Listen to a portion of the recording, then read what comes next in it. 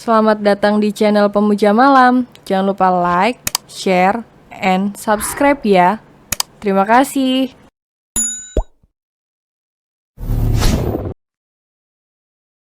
Episode 16 benar-benar menghangatkan hati.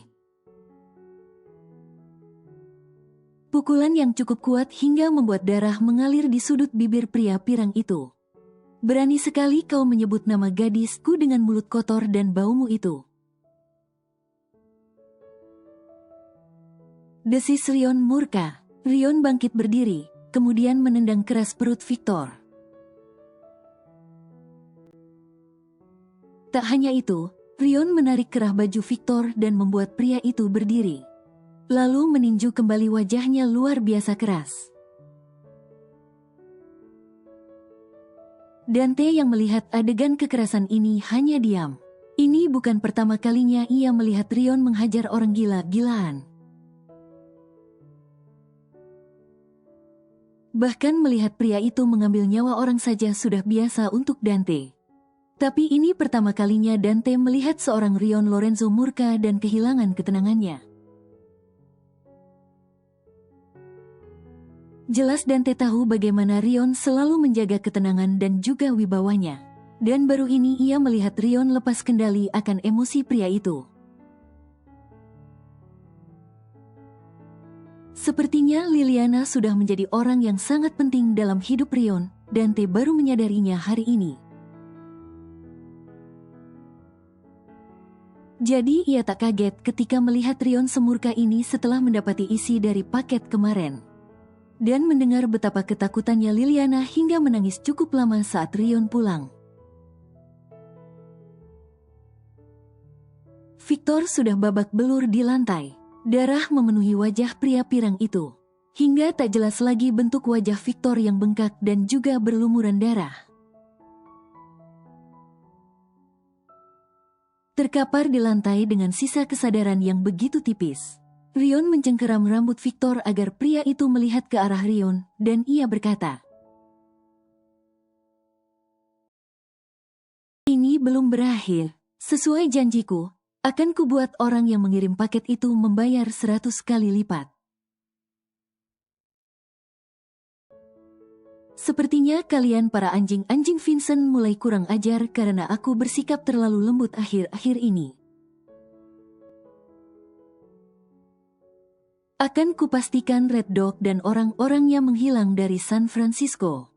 Ia melepaskan cengkeraman dari rambut Victor dan melemparnya sembarang ke lantai. Mengambil sapu tangan dan mengelap tangan yang telah berlumuran darah. Pastikan ia tetap hidup, sampai aku sendiri yang mengambil nyawanya. Perintah Rion. Baik. Jawab Dante, kemudian memberi isyarat kepada dua orang yang berjaga di pintu. Untuk mengurus Victor sesuai perintah Rion barusan. Rion berjalan ke sisi lain markas, ke ruang kerja pria itu sebagai pimpinan Pantom.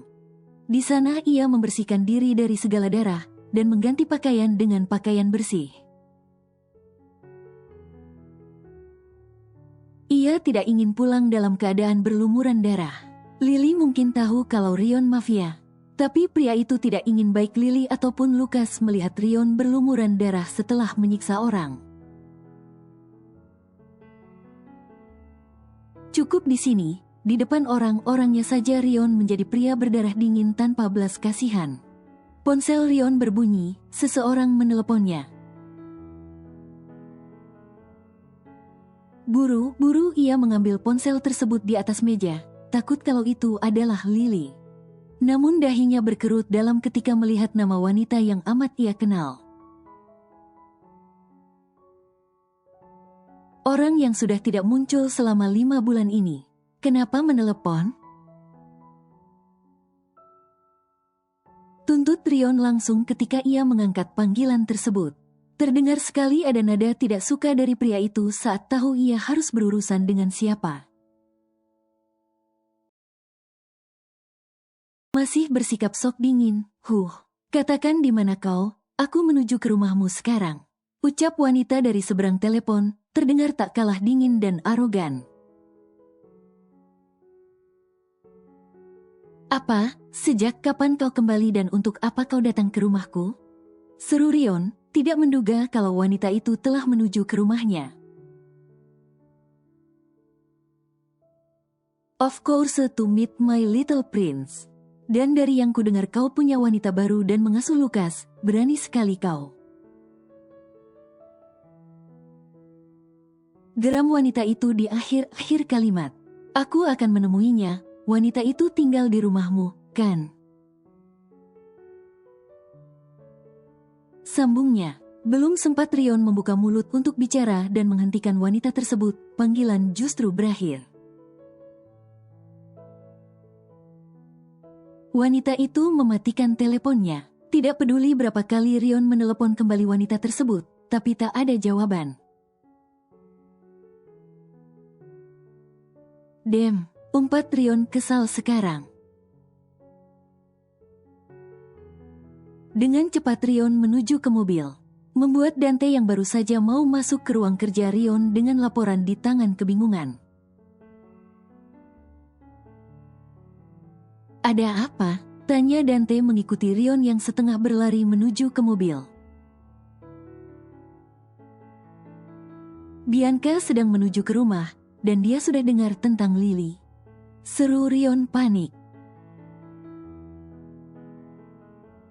Mendengar satu nama itu disebut, Dante langsung paham situasinya dan ikut bergegas menuju ke mobil. Segera ia duduk di kursi pengemudi dan melesat ke jalanan ketika yakin kalau Rion telah duduk di dalam mobil. Aku tidak mendengar kabar apapun kalau dia kembali, beritahu Dante yang juga terkejut dengan kabar ini. Lebih langsung ingin menemui Lily tanpa mendengar dari Rion terlebih dahulu. Begitu pula dengan Rion, ia tidak mendengar wanita itu menginjakkan kakinya kembali ke San Francisco. Yang mana kemungkinan mendengar Rion bersama dengan Lily dan membuat wanita itu kembali ke sini secara mendadak. Dante terus menginjak pedal gas, melewati batas kecepatan 80 km di jalanan. Masa bodoh dengan tilang, ia akan mengurusnya nanti. Karena baik Dante maupun Rion tahu apa yang bisa wanita bernama Bianca itu lakukan jika melihat Lily bersama Lukas. Dan benar saja, begitu Rion dan Dante sampai di pekarangan rumah, ia bisa melihat mobil familiar yang sangat mereka berdua ketahui milik Bianca. Di sanalah wanita tersebut, berdiri di depan pintu sedang bicara dengan Flintz dan Nate. Tepat waktu. Ucap Bianca dengan pandangan menusuk namun begitu cocok di wajah cantiknya. Dengan tubuh tinggi dan langsing, rambut pirang panjang bergelombang. Sudah cukup membuat Bianca menarik perhatian semua penjaga di sekitaran rumah itu. Rion bingung sekarang dari mana ia harus memulai menjelaskan situasinya. Baik kepada Bianca maupun kepada Lily tanpa membuat keadaan runyam. Rion tidak bisa menghentikan Bianca untuk tidak masuk ke rumahnya. Wajah wanita itu tampak tidak bersahabat ketika mendengar tentang Lily. Walau Rion tahu dengan jelas alasan kenapa wanita tersebut bersikap seperti itu. Tapi tetap saja, ia tidak ingin Lily mendapati Bianca yang datang kepadanya dengan cara tidak menyenangkan. Bukankah sudah kukatakan, kalau kau ingin dekat dengan perempuan, kau harus memberitahuku terlebih dahulu. Ucap Bianca yang terus berjalan menuju ke dalam rumah. Kenapa aku harus memberitahukan urusan pribadiku kepadamu? Kau urus saja urusanmu sendiri. Lukas Rion yang berjalan di samping wanita tersebut. Bianca menghentikan langkahnya dan menatap tajam Rion. Tidak senang dengan nada bicara pria di hadapannya saat ini, lalu ia berkata, "Kau lupa apa yang terjadi terakhir kali? Kau memilih wanita yang salah dan menghancurkan hidup Lukas." Setelah melihat Lukas seperti itu, apa kau pikir aku akan membiarkanmu dekat dengan wanita yang akan menyakiti Lukas lagi? Rion menghela napas mendengar ucapan dari Bianca. Ia tahu kalau wanita yang menjadi kekasihnya terakhir kali memang salah Rion yang termakan rayuan. Dan berpikir wanita itu bisa mengurus Lukas dengan baik. Tapi Lily berbeda. Rion melihat dengan mata kepala sendiri. Kalau Lily bukanlah perempuan seperti mantan kekasih Rion dulu yang kasar dan bermuka dua. Aku hanya mengkhawatirkan Lukas,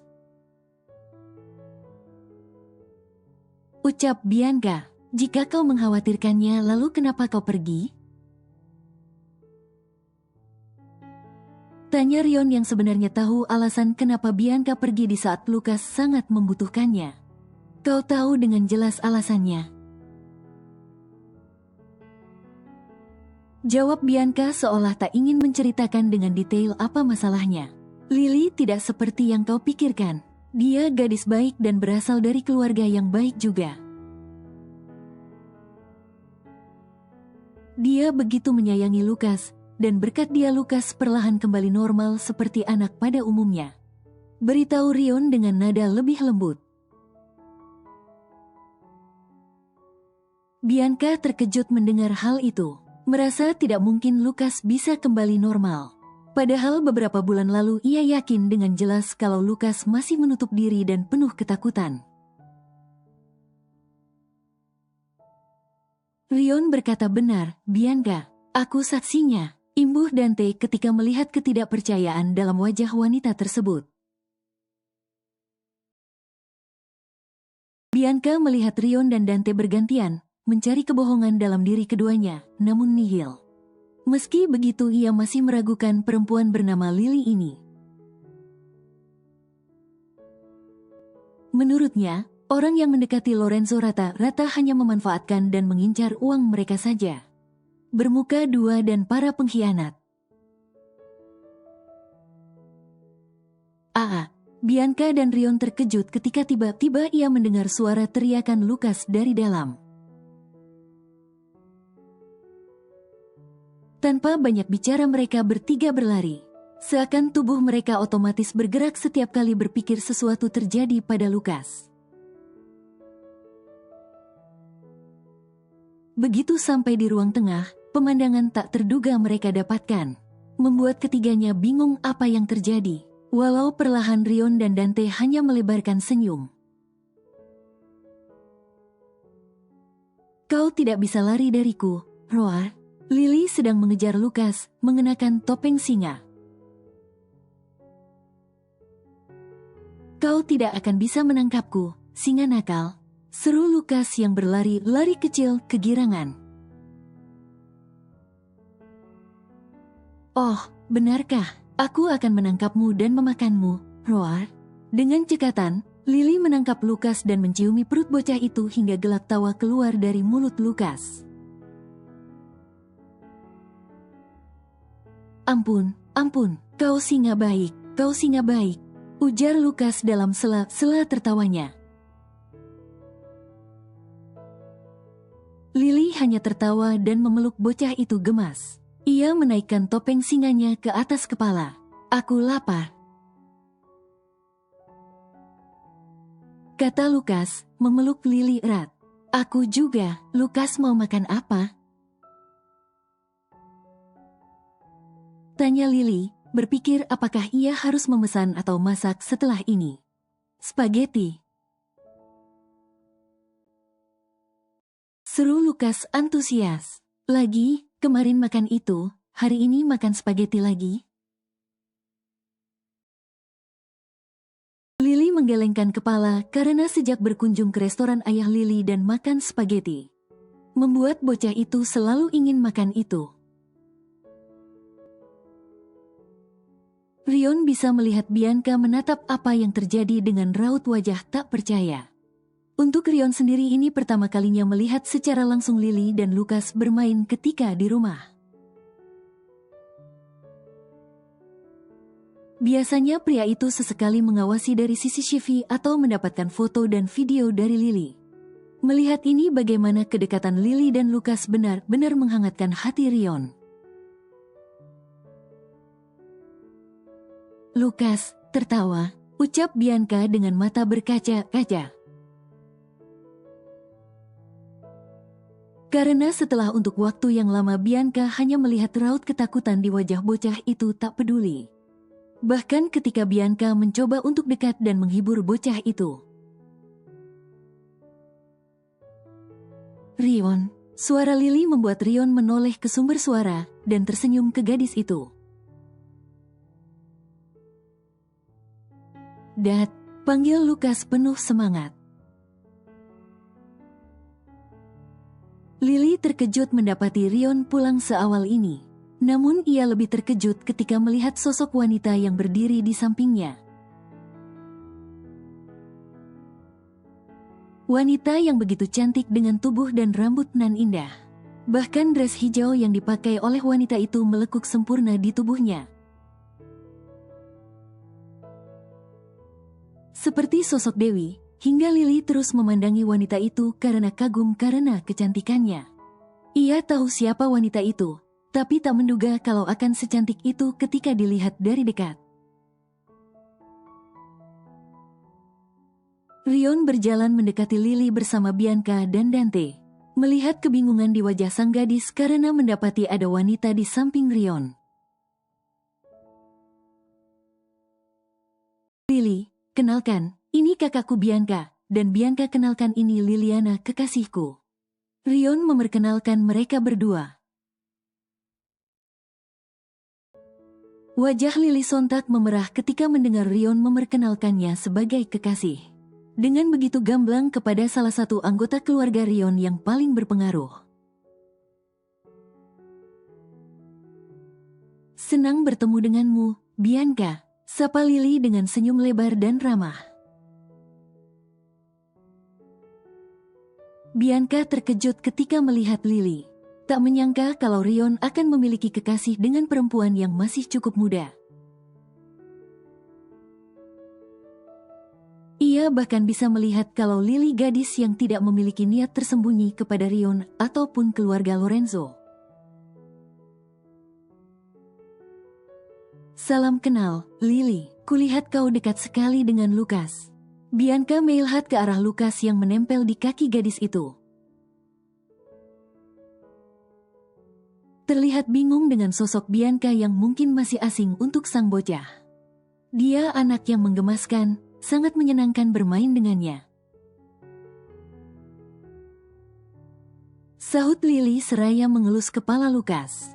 Bianca berlutut di depan Lukas, merendahkan tubuhnya untuk sejajar dengan sang bocah. Apa kabarmu, sayang? Sapa Bianca lembut.